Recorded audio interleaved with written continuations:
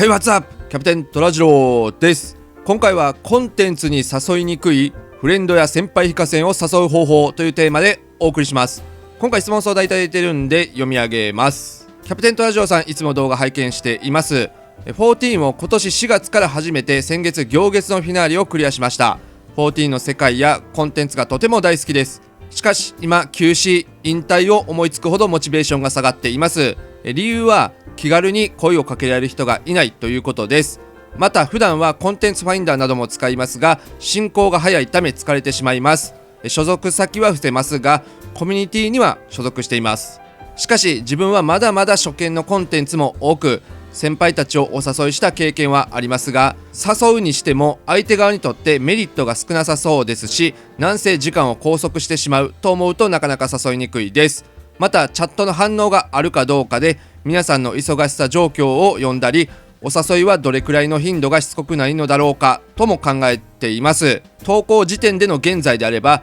モグコレ大賞コンテンツのギルガメッシュ透滅戦やブレイフクロスハードなどを初見で挑みたいのですが、誘われた方々はその時どんな気持ちで受けているものなのでしょうか。コメント欄の皆さんも反応も交えて教えていただければ幸いです。結論、考えすぎ。相手のことを敬ってて優しい人だとは思いますが、結局のところ相手がこう思っているんじゃと実際に相手の話も聞いていないのに、自分が勝手に思い込んでるだけなので、その考え方が自分と周囲の人と壁を作る要因だと思います。とはいえ単純に人とのコミュニケーションを取る機会が少なく、そういうことに慣れていないと思うので、今回はファイナルファンタジー14という多人数で遊ぶ MMORPG において人をコンテンツに誘う方法を解説します。今回お話しするテーマはこちら。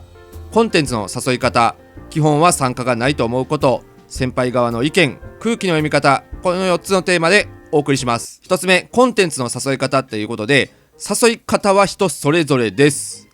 単純に声かけて誘うだけでいいじゃん。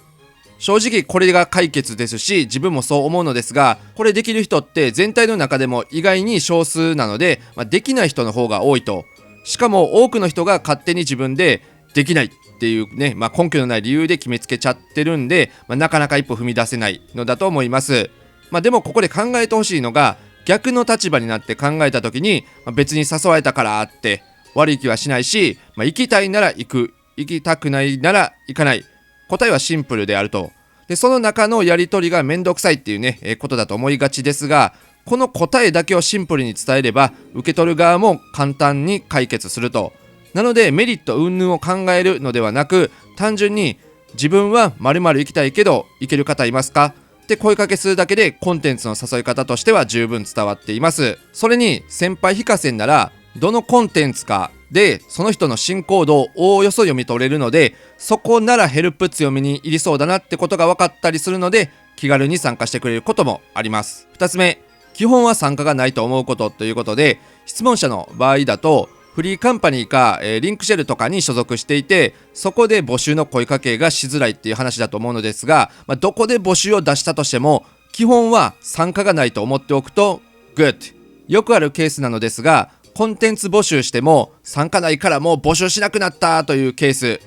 期待をしすぎちゃってます。そのコミュニティが1000人いての反応なら何か理由はね、あると考えられますが、一つのゲーム内の一つのコミュニティなら、上限はねある程度見えているんで、仮にアクティブが30人いたとしても、その中で自分のやりたいことや、各々の用事がある中でたまたまその時間に空いてて同じ目的とかヘルプできるぜって人が参加できるんで、そもそも参加できない割合の方が高いです。コミュニティに所属してまだ新しく最初の段階で活発的に動いた人がよく体験するケースで、そのまま落ちていくっていうことが多いです。質問者自身も相手の時間を拘束するのがという意見もあるので、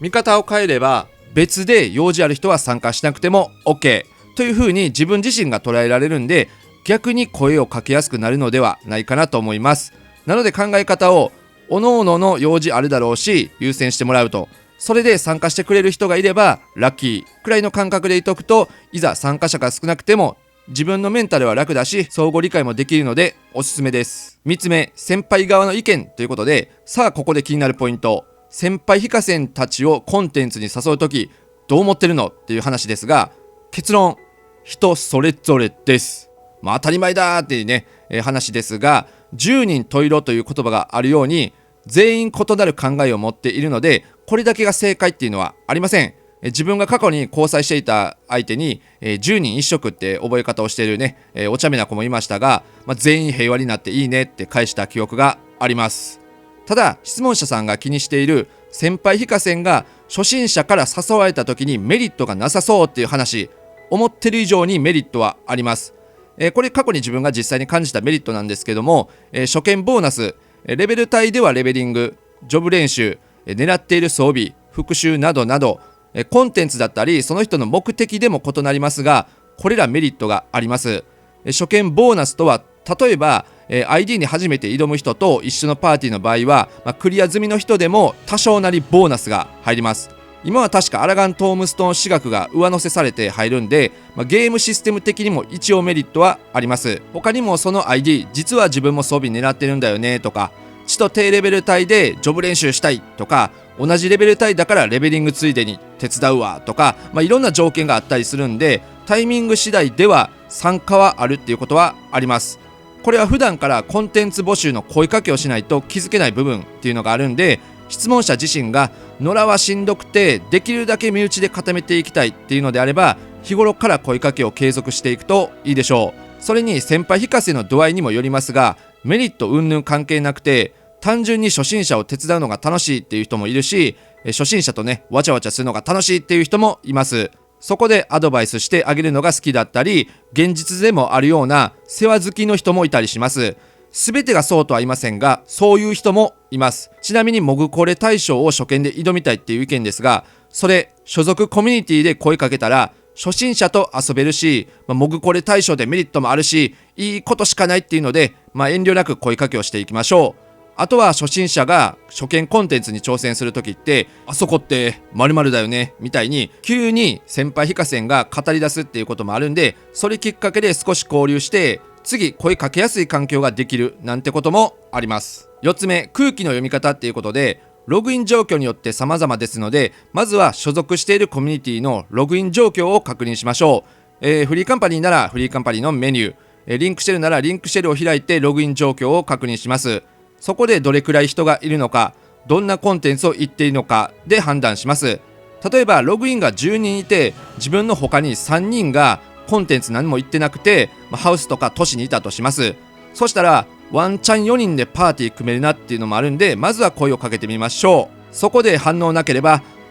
今はダメそうだなっていうことも分かりますし、フルパじゃないけど参加してくれた時は足りない分をコンテンツファインダーに申請します。他にはコンテンツ中だけどこれ終わったら手伝うよっていうとかもあります。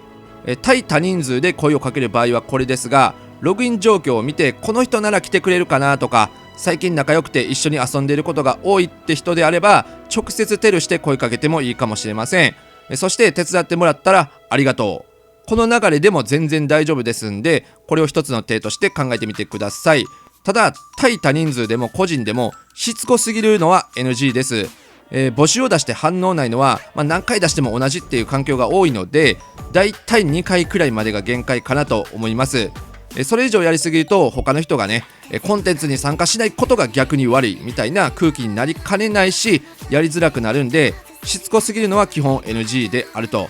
ただし募集後にログインが重なったりするっていうこともあるんで、その時は再度声かけして今ログインした人に声を届けるために募集を行うっていうのもあるんで、そこはね臨機応変に判断する必要がありますが、これはいろいろ経験値を積んで分かることだと思うんで、今後自分が遊びやすい環境を作るために今から少しずつ声かけをして経験を積んでいくといいでしょう。はい、ということで今回以上になります。ご視聴ありがとうございました。バイバイ。ととらとらじろう、とらとらじろう、こんな感じに生きてゆくとらじろう。